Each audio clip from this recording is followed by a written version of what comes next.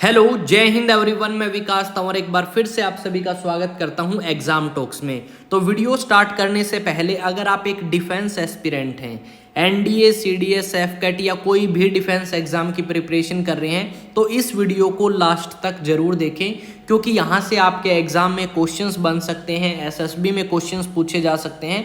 तो वीडियो को स्टार्ट करते हैं और आज का हमारा टॉपिक रहने वाला है सी डिफेंडर एक्सरसाइज 2024, जो इंडिया और यूएसए के कोस्ट गार्ड के बीच में कंडक्ट कराई जाती है। तो इस एक्सरसाइज के बारे में जितनी भी इंपॉर्टेंट चीज़ें हैं वो सारी की सारी हम यहाँ पे जानने वाले हैं कि क्या एक्सरसाइज सी डिफेंडर है, क्यों करी जाती है, हर एक चीज़ बिल्कुल क्लियर आपको होगी अगर आप वीडियो को लास्ट तक देखते हैं। तो आपके सामने फर्स्ट स्लाइड है जिसके अंदर हम बात करने वाले हैं एक्सरसाइज सी डिफेंडर के बारे में। तो एक्सरसाइज सी डिफेंडर जो है वो इंडिया और यूएसए की जो कोस्ट गार्ड है उनके बीच में कंडक्ट कराई जाती है। और इस बार जो एक्सरसाइज सी डिफेंडर 2024 है ये भारत के अंडमान और निकोबार के अंदर कंडक्ट कराई गई है। तो इस चीज़ को आप ध्यान में रखेंगे। अब जो ये सी डिफेंडर एक्सरसाइज है इसका मेन काम ये है कि दोनों कंट्रीज की कोस्ट गार्ड आपस में मिलके जो भी चैलेंजेस हैं एनवायरनमेंट के लिए, इंडियन कोस्ट गार्ड उनको और यूएसए की कोस्ट गार्ड उनको सॉल्व करने का काम करती है। यहाँ पे बहुत सारे डेमोन्स्ट्रेशंस दिए गए हैं कि किस तरीके से, मान लो कोई शिप है उसके अंदर ऑयल लीकेज हो रहा है तो उसको किस तरीके से कंट्रोल करें या किस तरीके से उसको मैनेज करें ताकि वो एनवायरनमेंट को कम से कम नुकसान पहुँचा सके। ये सारी की सारी चीज़ें इस एक्सरसाइज के दौरान करी जाती हैं। साथ में ये भी देखा जाता है कि अगर कोई इलीगल चीज़ आपकी किसी शिप के अंदर हो रही है तो उसको किस तरीके से रोका जाए, किस तरीके से उसको पकड़ा जाए, ये सारी की सारी चीज़ें एक्सरसाइज सी डिफेंडर के दौरान आपकी कराई जाती हैं। तो अगर आपसे क्वेश्चन पूछे कि सी डिफेंडर एक्सरसाइज किस किस के बीच में होती है, इंडियन कोस्ट गार्ड और यूएसए कोस्ट गार्ड, इस बार कहाँ पे हुई? पोर्ट ब्लेयर के अंदर इस बार ये आपकी आयोजित कराई गई थी। काम क्या है वो मैंने आपको बताया, पर इंडियन कोस्ट गार्ड के बारे में हमें जानना जरूरी है कि इंडियन कोस्ट गार्ड के बारे में क्या क्या चीज़ें हमारे लिए इंपॉर्टेंट हैं। तो इंडियन कोस्ट गार्ड जो है उसको एक कानून के तहत बनाया गया, कोस्ट गार्ड एक्ट 1978। अब जब 1971 के अंदर युद्ध हुआ तो उस दौरान हमें ये फील हुआ कि हमारे पास इंडियन कोस्ट गार्ड जैसी भी कोई चीज़ होनी चाहिए। और 1 फरवरी को हम रेजिंग डे मनाते हैं। कब मनाते हैं? 1 फरवरी को हर साल हम क्या मनाते हैं? रेजिंग डे मनाते हैं इंडियन कोस्ट गार्ड का, ठीक है, आईसीजी का। अब इसके बारे में अगर बात करें तो इंडियन कोस्ट गार्ड एक इंडिपेंडेंट आर्म फोर्स है जो कि मिनिस्ट्री ऑफ डिफेंस के अंडर आती है। इसके अलावा अगर हम बात करें तो इंडियन कोस्ट गार्ड दुनिया की 4th लार्जेस्ट कोस्ट गार्ड है, जो कि आपका काफ़ी इंपॉर्टेंट रोल प्ले करती है मैरीटाइम जोन्स को सिक्योर करने में।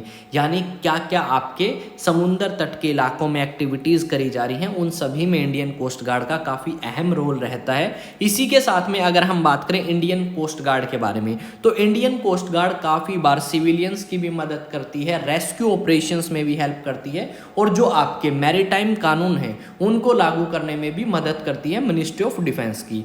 जो इंडियन कोस्ट गार्ड है उसका हेडक्वार्टर आपका न्यू दिल्ली के अंदर है। और इंडियन कोस्ट गार्ड बनाई जाए ये हमें फील कब हुआ? 1971, जब भारत ने मदद करी थी बांग्लादेश को बनने में, ठीक है। ये सारी की सारी चीज़ें आपके लिए इंपॉर्टेंट हैं। अगर आपसे और ज़्यादा क्वेश्चंस पूछे जाएं या आप और ज़्यादा जानना चाहते हैं तो इंडियन कोस्ट गार्ड जो है वो रुस्तम जी कमेटी बनाई गई थी और उनकी सलाह के ऊपर भारत सरकार के द्वारा इंडियन कोस्ट गार्ड एक्ट 1978 लेके आया गया और इंडियन कोस्ट गार्ड को एक इंडिपेंडेंट आर्म फोर्स बना दिया गया।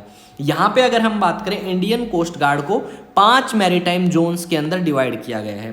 वो 5 मैरीटाइम जोन कौन कौन से हैं? नॉर्थ वेस्ट जिसका हेडक्वार्टर गांधीनगर में है, वेस्ट जिसका हेडक्वार्टर मुंबई में है, ईस्ट जिसका हेडक्वार्टर आपका कहाँ पे है?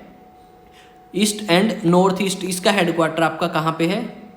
सॉरी, नॉर्थ वेस्ट आपका Gandhinagar, west Mumbai, north east Andaman Nicobar. उसके अलावा अगर बात करें अंडमान निकोबार का हेडक्वार्टर कहाँ पे है? पोर्ट ब्लेयर में। तो ये सारे के सारे हेडक्वार्टर्स जो हैं इन्होंने दिए हैं।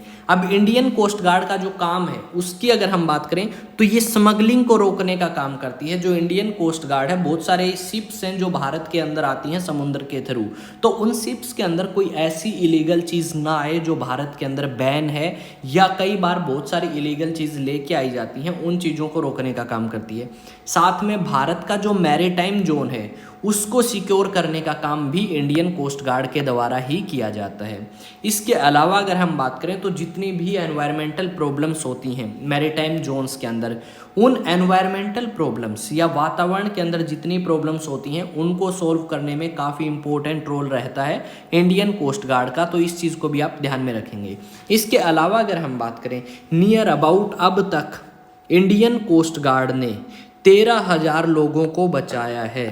ठीक है, जब से ये बनी है उस समय से लेके आज तक 13,000 लोगों को बचाया है, जो अलग अलग तरीके से समुद्र तटीय इलाकों में फंसे थे, बाढ़ के अंदर, साइक्लोन्स के अंदर, या फिर और किसी भी प्रकार की विपत्ति जब आती है तो इंडियन कोस्ट गार्ड व्यक्तियों को बचाने का काम करती है। कई बार भारत के बहुत सारे ऐसे मछुआरे हैं जो समुद्र के इलाकों में जाते हैं और वहाँ पे मछली पकड़ने का काम करते हैं, और उनकी शिप कई बार डूब जाती है या ख़राब हो जाती है, तो उस समय भी इंडियन कोस्ट गार्ड जो है उनकी मदद करती है। रिसेंटली कुछ दिन पहले क्या हुआ था, श्रीलंका के कुछ मछुआरे थे जो समुद्र के बीच में फंसे थे, तो उनको बचाने का काम भी किसने किया था?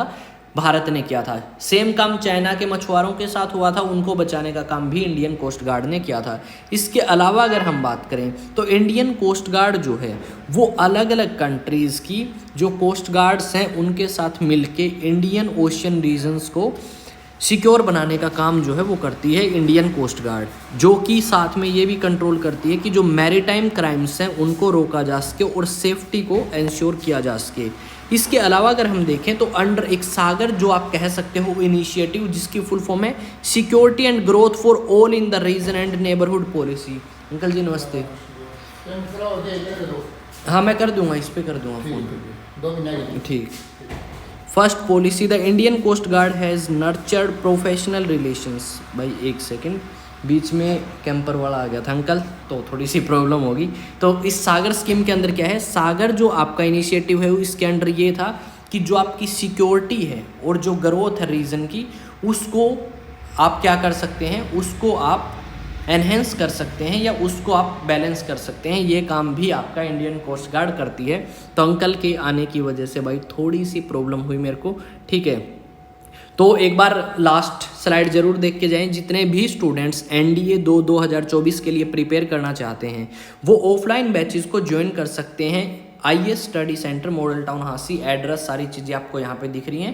कांटेक्ट करके भी मुझसे आप पूछ सकते हैं इस नंबर पे, ताकि आपको सारी की सारी इन्फॉर्मेशन जो है वो मिलती रहे। तो यही थी सारी की सारी चीज़ें सी डिफेंडर एक्सरसाइज के बारे में। आई होप आपको चीज़ें समझ आई होंगी, और अगर वीडियो अच्छी लगे तो वीडियो को लाइक शेयर सब्सक्राइब जरूर करें। तो मिलते हैं नेक्स्ट वीडियो में। जय हिंद, जय भारत।